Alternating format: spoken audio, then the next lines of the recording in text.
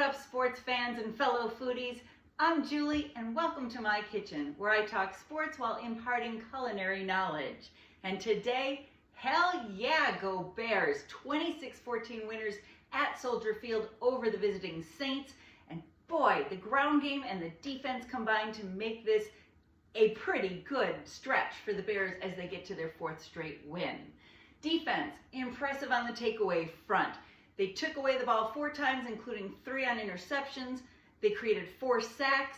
Dennis Allen, the Bears defensive coordinator, was fired from New Orleans last year as their head coach.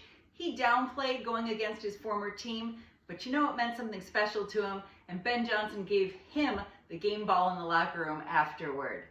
But we don't stop there. We're going to talk about the ground game, where the Bears amassed 222 rushing yards, a season high. You have to be impressed with the way the offensive line blocked, but also the tight ends, the wide receivers. Group effort, opening those holes for guys like DeAndre Swift and Kyle Monangai, who had amazing days today. Kyle Monangai, your 7th round draft pick. This kid making an impression, contributing today, got his first NFL touchdown. Again, the ground game was working for the Bears, and they continued to dominate in that fashion. So, because we're talking about the holes that got opened up today to create that space, there were so many plays where I was sitting there watching going, oh my gosh, because I couldn't believe how they found the seams, how they got open, how they broke through. It literally left me speechless, which for me is pretty impressive. It just boggled my mind that they were getting through these gaps, and again, your running backs are making smart decisions, but the fact that they were getting the blocking, that they were getting the opportunities, they were some impressive holes opening up in this game. So today we're going to make one of my favorite foods with a hole in the middle, and that's donuts.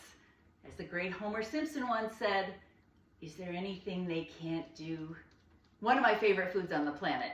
And because it's fall, we're going to make some cinnamon donuts, you know, the kind that have the sugar on them. When they're out of the oven and they're warm, they're just amazing. And your kitchen will smell good too. So that's where we're going to start today. And we're going to do the classic baking technique of combining the dry ingredients and combining the wet ingredients, and then you mix them together. Also, classic baking. If you don't know what to bake something at, default to 350 degrees. That's usually pretty safe. That's what cake mixes and brownies usually bake at. I have my oven right now at 350. I've got some donuts in there working as we speak. So what we're going to start with our dry ingredients, I've got 1.5 cups of all-purpose flour. I have some brown sugar, 1/3 of a cup.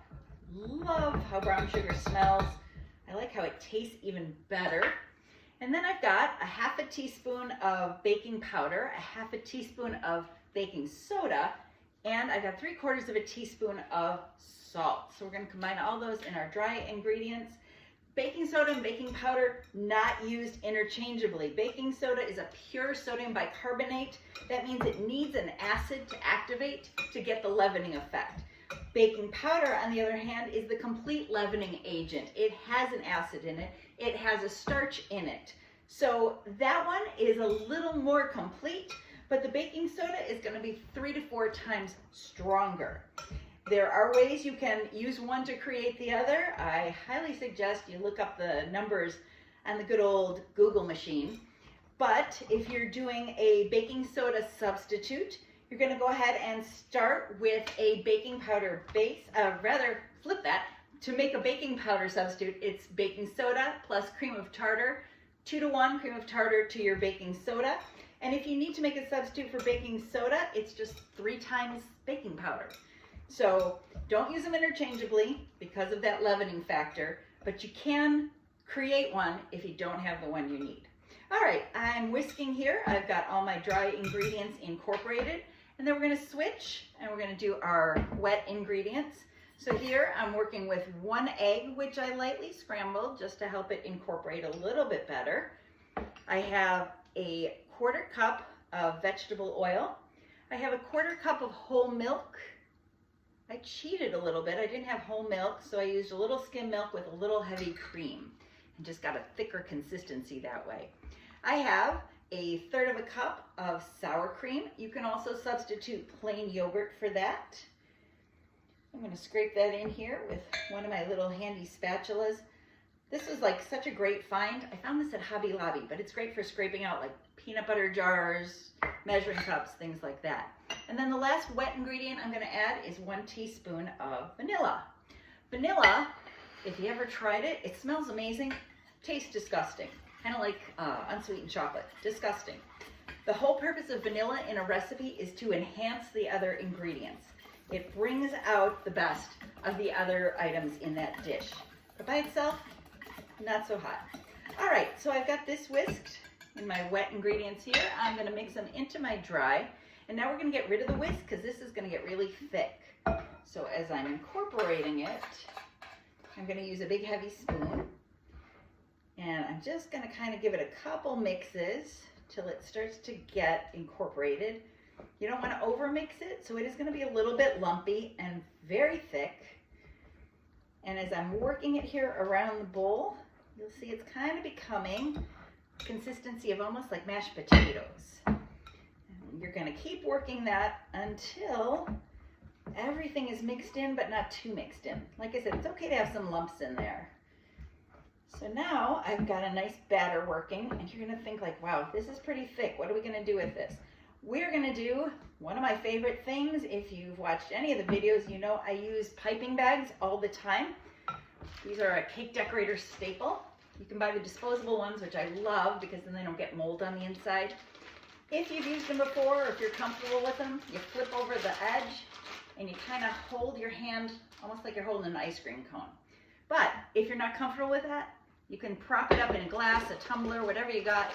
Put that over the sides and that'll hold it for you while you fill it. So I have one that is pre-filled from the donuts I have in the oven right now. And I am going to go ahead and pipe it into my donut containers. So I have 2 kinds of pans. I have the nonstick metal. These are Wilton. I also have the silicone type. I don't love these for donuts because you have to push on them to get them out, and sometimes they crack or crumble. So we're going to stay away from those. We're going to stick with these, our nice non-stick ones. I'm going to give them a light dusting of a bakery release spray, which just means it's got a little flour in it to help things pop out. Technically, you're not supposed to need this kind of stuff if you're using non-stick, but I'm going to go ahead and use it anyway. So now I have my pan ready to go. I have my piping bag ready, and I'm going to fill these about 3/4 to the top. And you're just squeezing and working in circles, and that's going to help you get these just properly filled. And if you go too close to the top, no big deal. They're just going to poof up a little bit more in the oven. So now that I've got them in my pan, they are going to go in the oven where I have some beautiful donuts waiting to come out. Oh my gosh. Let me see how pretty these look. So here are my baked donuts. They're in the oven for about 10 minutes. And then you can cool them for a little bit before you handle them. If you know any cooks or chefs, heat doesn't really bother us. I mean, that's why I'm covered in burns all over my arms. But hot water, hot ovens, hot temperatures does not bother most chefs. If you're not one of those people and you don't want to burn yourself, you can just go ahead and let them sit for a couple minutes when they come out of the oven. I am going to pop these out. Hopefully I don't spill them all over my countertop.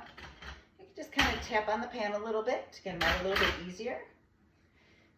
So I'm using the mini donut pans. You can use large size. I love the minis. These are great if you're bringing them to a brunch or a tailgate. I've brought these to Northwestern tailgates before. They are perfect on a Saturday morning out in the parking lot. But you can make the big ones as well. It probably makes about 2 dozen minis or a dozen regular size. So we are done with this pan for now. And we have our nice little warm donuts here, ready for that sugar. So I have a batch already mixed. Right now I have 1.5 cups of sugar. I added about 2 tablespoons of my cinnamon. You can go less, you can go more. I like the flavor of the cinnamon and the smell of it. I also recommend, if you want to get fancy or get just a little more creative, I have a baking spice and I have a pumpkin pie spice. These just have things like allspice, cardamom in some of them. So there's just different varieties of what you can add that'll give you that fall smell and give kind of a different unique taste to it. So what I would tell you is when they're warm, you can actually smush them into your cinnamon sugar and it's going to stick because there's that heat and moisture from them just coming out of the oven. Now, if they've been cooling for a while and you feel like your sugar is not going to stick, you can go ahead, take your pastry brush, you would brush them with some melted butter, and then the sugar will stick to them. But like I said, that heat, that moisture, as they've just come out of the oven, that's going to be your friend, and you can go ahead and toss them in here. If you want, you can dump them in again a second time later if you want more sugar on them. I think they're looking pretty good as they are. They smell amazing. And just like that, in a matter of minutes, you've got something you can serve to your family on a crisp fall morning when you're looking for something special for breakfast. That's all we've got for today. So much Bears enthusiasm riding into next week. After they started out 0-2, 4 straight wins, a lot to be excited about. Next week, depending on what happens in sports, we're going to do some stuff with a Halloween theme. Probably baking, but maybe a little savory too. But tune in for that next week when we'll delve into some Halloween treats that tie into the sports scene. I'm Julie. Thanks for joining me in my kitchen. Gonna enjoy my donuts now. So good.